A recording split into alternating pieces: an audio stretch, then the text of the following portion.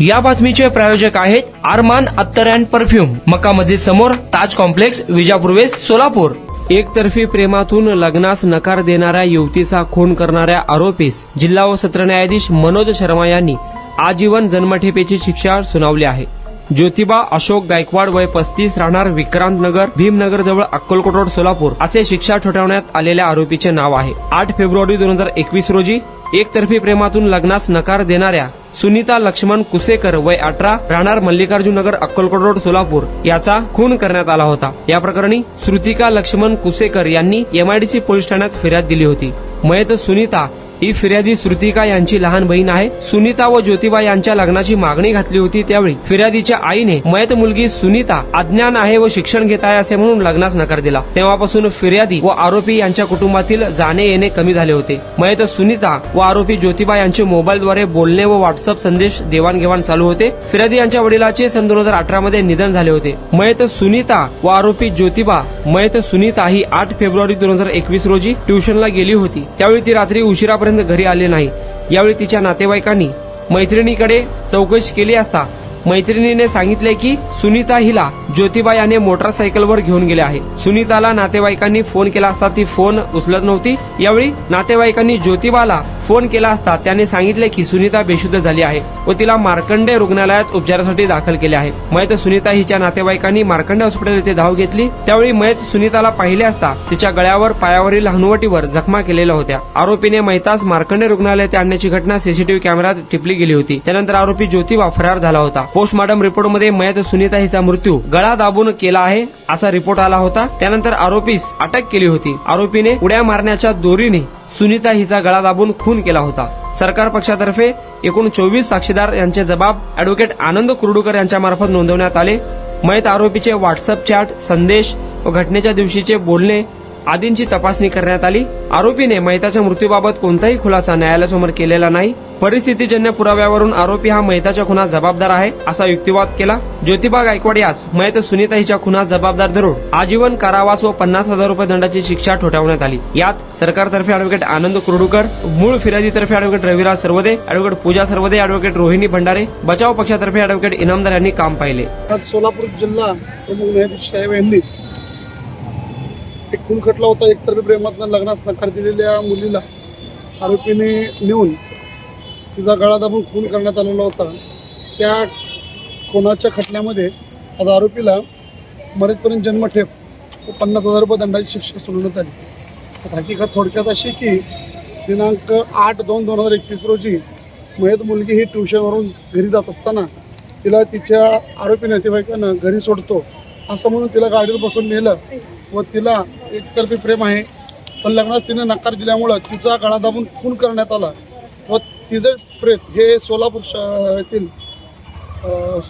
मार्कंडे रुग्णालय इथे नेले व तिथे सांगितलं की मुलीला शॉक लागला आहे असं डॉक्टरांना सांगितलं। त्यावेळी डॉक्टरांनी डेड बॉडीला तपासला असता कळलं की ही प्रेत दवाखान्यामध्ये यायच्या अगोदरच मरण पावलेली आहे।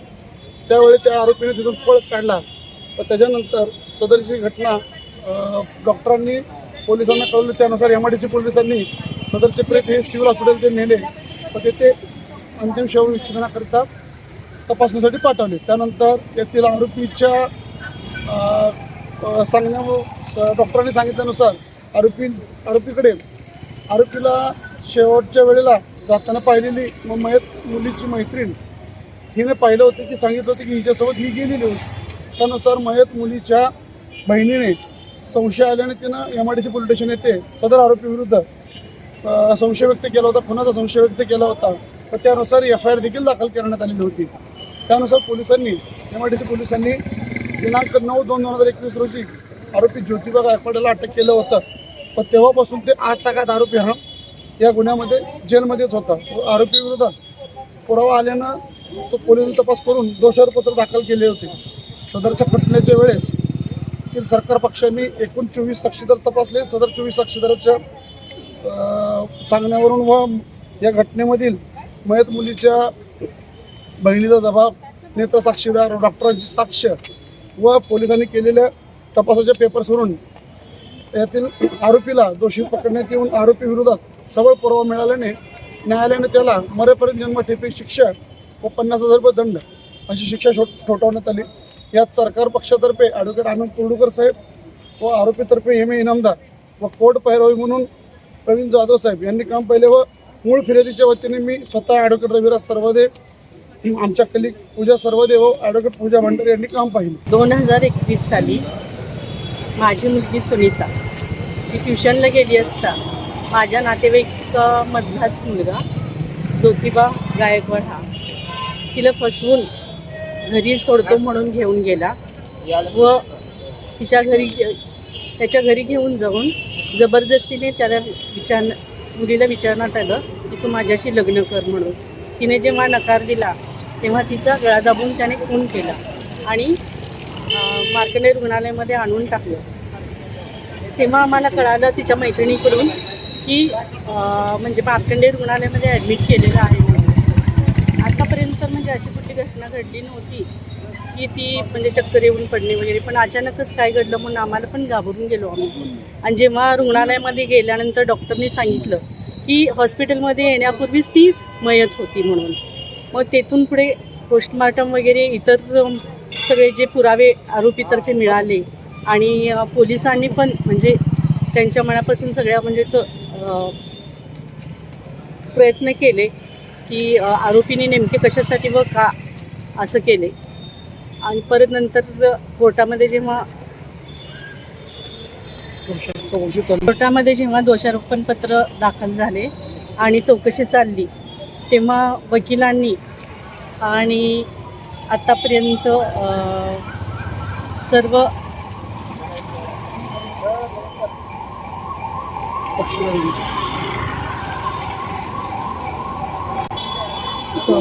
सरकारी वकिलांनी व आमच्या वकिलांनी जे पण काही प्रयत्न केले त्या प्रयत्नाला यश आले व जज साहेबांनी सुद्धा म्हणजे नीट व्यवस्थित काळजीपूर्वक न्याय द्यायचा प्रयत्न केला आणि शेवटी आम्हाला म्हणजे मुलीला माझा न्याय मिळाला. कुणाला गिफ्ट द्यायचा असेल तर मग चला ना अरमान अत्तर अँड परफ्यूम मध्ये सर्व प्रकारचे ब्रँडेड अत्तर परफ्यूम एकाच ठिकाणी मिळण्याचे सोलापुरातील प्रसिद्ध ठिकाण अरमान अत्तर अँड परफ्यूम.